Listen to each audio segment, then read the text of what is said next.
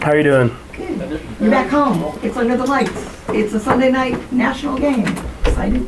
Yeah, I mean, very excited. Anytime you get to play in Arrowhead, it's exciting, of course. And then from the experiences I got these last few years in the primetime games and seeing how the fans show up and are loud, and it's an awesome feeling to be able to go out there and play in front of those guys. Pat, looks like Tyreek's coming back to practice today, at least on a limited basis.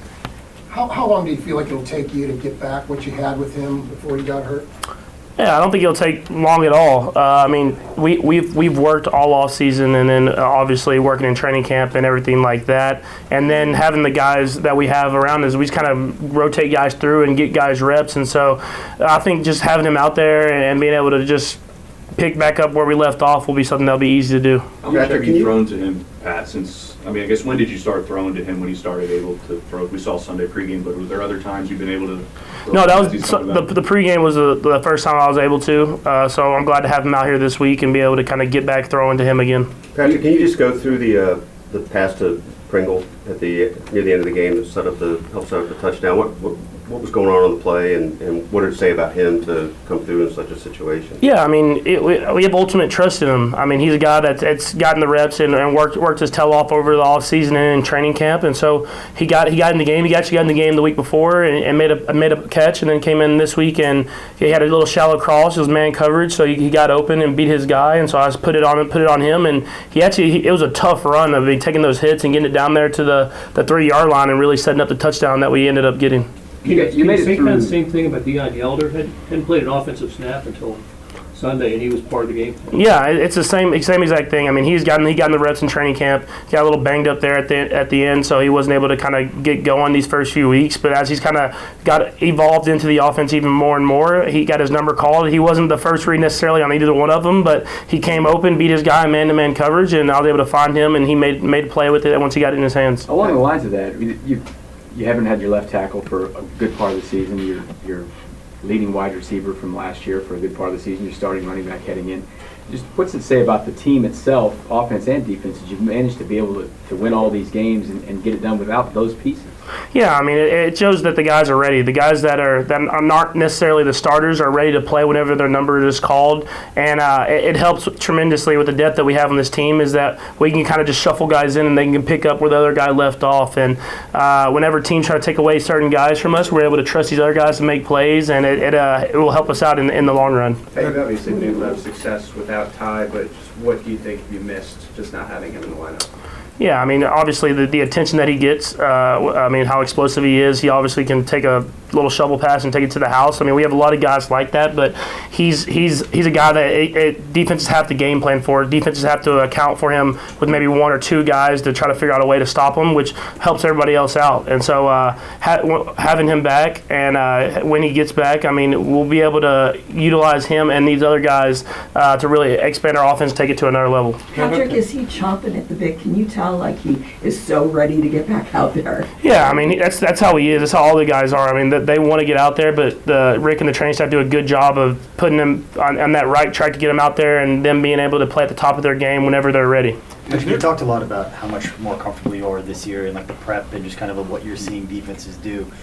Do you see that more throughout the week as you're prepping and kind of seeing how defenses like to attack, or do you see it more kind of manifesting like in game and making adjustments and reading how defenses are reacting in the moment? Yeah, I think it's a little bit of both. Obviously, before the games, I was able to see stuff that they did to similar offenses, stuff they may have done to us last year, and try to figure out what they're kind of thinking and how I think they're going to game plan for us. And then when you get out there on the field, kind of knowing what we can go back to, what plays we can go to if they're making certain things that we weren't necessarily prepping for, and be able to still adjust on the fly and make stuff happen and move the ball down the field. Patrick, you talk about their defense with your old friend Justin Houston. I mean, you two always work, stretching together, and now you got to look at him. Yeah, I mean, it's gonna be really cool to get to play against him. I mean, obviously he was a great player for this organization for a long time, and still a great player now. So hopefully he's not hitting me too much, but hopefully I get to talk to him a little bit on the other side of the football. Patrick, when you have that play where you sort of try and strip the ball from the defensive lineman, do any coaches say anything to you? No, I mean, it was mostly my fault that the ball even got knocked out with the little miscue I had with the handling of the ball, and so I was just trying to find a way to get the ball back. I realized he wasn't looking at me. I was a big dude, so if he had been looking at me, I probably probably wouldn't have went for it. But it was a thing where I was trying to make a play happen, but knowing kind of what I was doing in the moment. What's sort of the balance between, protecting yourself, but just having that natural instinct of competitiveness? I think it's just you gotta catch them off guard a little bit. So hopefully that they're not running full speed at me when it's happening, and I can kind of just go in there and go for the strip and maybe get the guy down in whatever way possible. One play, Patrick, that was fascinating to fans who watched the game on Sunday was your first scramble out of the pocket. It appeared that you looked back at the referee. There's been some speculation that maybe you were looking at him just to see if there was a penalty on the play. Is that the case, and how did you sort of react in that time to try to look back to make sure before going forward? Yeah, that was exactly it. I looked back to see if there was a penalty, and I saw that I had the room to run and I could probably get the first down, but I didn't want to run like 50 yards if I was going to get called back and have to run another play. So kind of just looked back to see if there was a penalty, realized there wasn't one, so I just kind of took off. How did you sort of develop that? Did you do that at all in college, or just how did that come to mind in that moment of having awareness? I have no idea. Like when I look back on it, I was like, man, I don't know why I did that. But in the moment, I just kind of thought about it, and I looked back and saw there was no flag, so I took off. So that's a first in your career. Yeah, that was first for sure. So what would you have done if you had seen a flag? I still got the first down. That might not have been a full sprint first down. Because obviously there could be like hands to the face in the defense and stuff like that. But once I saw there wasn't a flag, I made sure to turn it up a little bit. Did you think someone had held on the play? I couldn't see that. I couldn't see that. So I just knew whenever you hold the ball for a long time like that, and I knew they were pressuring us on that play, that the offensive line was doing a good job protecting me. So I just wanted to make sure before I really took off and running. That final sequence, knowing that there's a real chance you could lose this game, but being able to kind of will your team and getting it done, what can that do for you guys in the long term? Yeah, I mean, anytime you're put in that situation, I mean, obviously Coach Reed puts us in those situations in training camp, but it's different when you get to live action. And like I said, after the game, you're not always going to win by 2 or 3 touchdowns. You're going to have to, a lot of times in the NFL, you have to find a way to win by 1 score at the end of games. And so getting into the meat of the schedule and keep playing more and more games, we're going to be put in that situation again. And to have an early instance where we found a way to win is going to be something that will help us out a ton in the long run. Patrick, with your talent, you have been able to just improvise and make great plays. And it seems now it's contagious with the Travis Kelce, Deshaun McCoy for the, hook and ladder. Are you expecting to see more of that? Are your guys now taking a cue from you that, hey, when this isn't working, let's try something else? Hopefully not. Hopefully we can just do it the regular way. I mean, it was an awesome play, and it was super heads up for Kels to do, but hopefully we're not trying to do that too much, and we can focus on just like getting the completion and moving the ball down the field. Did it surprise you that Kelce was the guy doing it?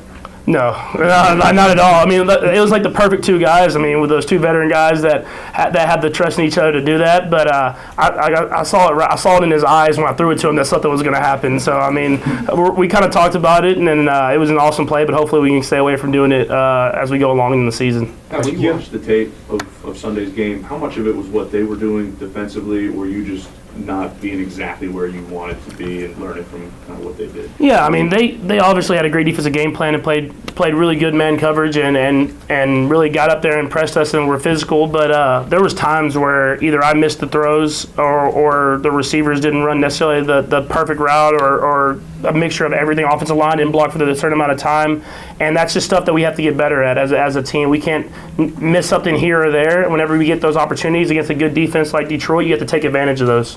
Have some of these advanced analytics out there. I know, look at like sack numbers, and it's not just the offensive line as far as our offense. That the sack rate is 7% right now. It's the lowest in the league. Just I know that guys winning their one-on-one matchups is obviously attributes to that number, but how much other stuff goes into it as far as for you knowing how to slide around the pocket and where the protective pocket's going to be? Just I know it's often attributed to the offensive line, but just how much other stuff goes into that? Yeah, I mean, it goes with the whole unit, the whole offense. Everybody has to be on the perfect page. I mean, the offensive line knows the plays, and so they know kind of what the timing is like, and the receivers do the same thing. They know how much time I have back there, so if they have to shorten up their route, they'll shorten it up, and that's stuff that we've worked on. I felt like last week I could have done a better job of hitching up in the pocket, whereas more throughout the year I've been hitching up and getting into those pockets where last week I was kind of fading a little bit. So that's stuff that I'll work on, and I mean it is still the offensive line's got to win their matchups, and they're doing a good job of that. Couple more guys. When you say last week, do you mean this last game, or were you referring to the Baltimore game? No, yeah, I was talking about the Detroit game. Yeah, just making sure that I hitch up a little bit more.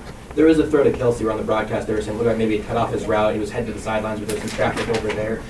Is that what happened? And how do you build chemistry with a guy where you think he's going to stop his route, even if that's something improv that it's happening? Yeah, I think it goes off the coverage, and Coach Reed does a great job of talking through every single coverage on almost every single route. And so there's times where they're cutting off their route and changing their route kind of on the fly, but we've talked about it before, and we've worked that look in practice so that I know they're going to do that, and I can throw that to them and trust that they're going to make that adjustment on the fly. How often would you say that happens? It happens a lot, and I feel like that's one of the reasons why this offense is hard. It's hard to stop is because we're not necessarily running just what the lines say. We're kind of basing it off the coverages, and Coach Reed's explaining it to us during the week and putting us in those situations to execute at a high level. Last one, Ryan. Patrick, obviously, athletics runs in your family, where it's well documented about your dad, but your first cousin now, basketball player at UMKC. What's that like, having him play out there and being able to see what he's doing? Yeah, I mean, it's awesome for him. I mean, he's someone he's worked his whole life to get this opportunity to play basketball at a D1 college, and so he's super excited to be there at UMKC, and they've had a great program here these last few years, and so I'll be excited to hopefully make it out to a couple games. That's cool. He's got a little no look like you. Yeah, he is. He has a little swag to him, too. He can shoot the three and do all that stuff. I still think I can beat him one-on-one, but we won't talk about that. Thank you, guys.